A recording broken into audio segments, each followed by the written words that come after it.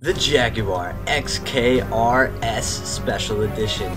This car comes standard with a 5-liter supercharged V8 engine developing over 540 horsepower.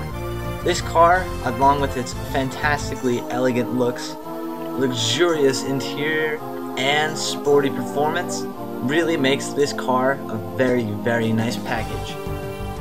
It sets the standard for luxury 2-door sports coupes, and with new models continuously being released, this car continues to update with the times in both performance, luxury, and technology.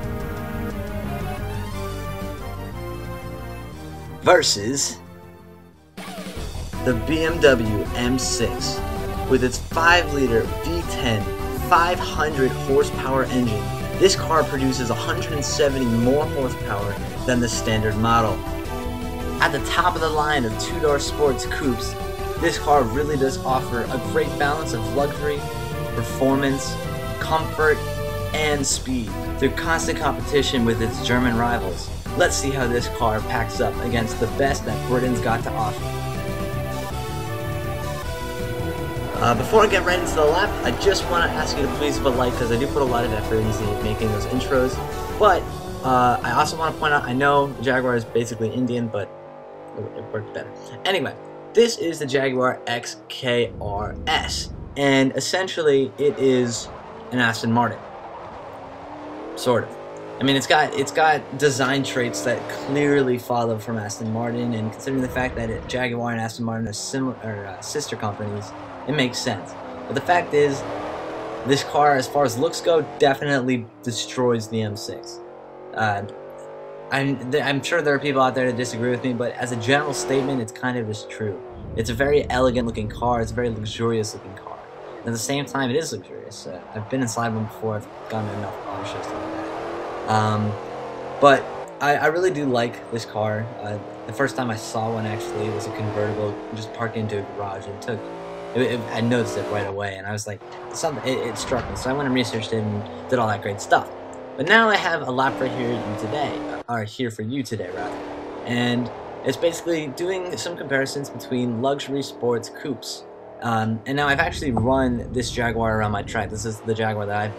However, I de-upgraded it, except for the wheels, the rims rather, and I just wanted to see how fast it would go. And I can tell you right now that the Jaguar XKR-S was able to run, remember this is in the A range, so it's a fairly decent car, a 125.930 stock, and that's a very good time.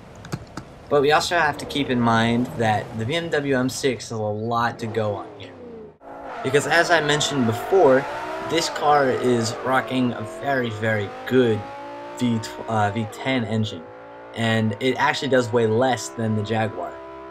So its performance figures are a little bit better. As far as lateral G's go, it can generate more. And even though it's not as fast in a straight line, it does have a gearbox that's set for pretty quick acceleration. So they get to 0 to 60 in a similar amount of time. So when I did this, I really did think it was going to be a very close matchup just on how similar the cars are. And I thought the BMW M6 was going to win. And I guess we'll have to see what actually does happen when the car finishes the lap. But the BMW M6 is an interesting story, because there's a lot of things you can do to it. One of them that I tried that's on my M6 now is an all-wheel drive system, and it worked out a lot. But for the sake of this, I kept it stock. Everything about this car is stock, and it all really just worked out. So on top of the performance figures that are similar about the cars, their prices are also very similar. They come into the $100,000 range. So yes, they're expensive, but then again, I'm not actually Top Gear, so I can't recommend you buy either of them because I don't know enough about them in real life, like how they feel to drive. But I won't get into too much business about that. Anyway, I'm sure you're wondering what the time was for the completely stock car. Now keep in mind, I do run around the track more than once. I do a lot of times until I get the best lap. Now I started at a 127, but I was able to bring that down on the M6 to a 126.053, falling behind the XKR under a tenth of a second. Came out pretty close, but the Jaguar won. So if you like this video, comment, rate, subscribe, and see you in my next commentary. Thanks for watching. Remember to leave a like.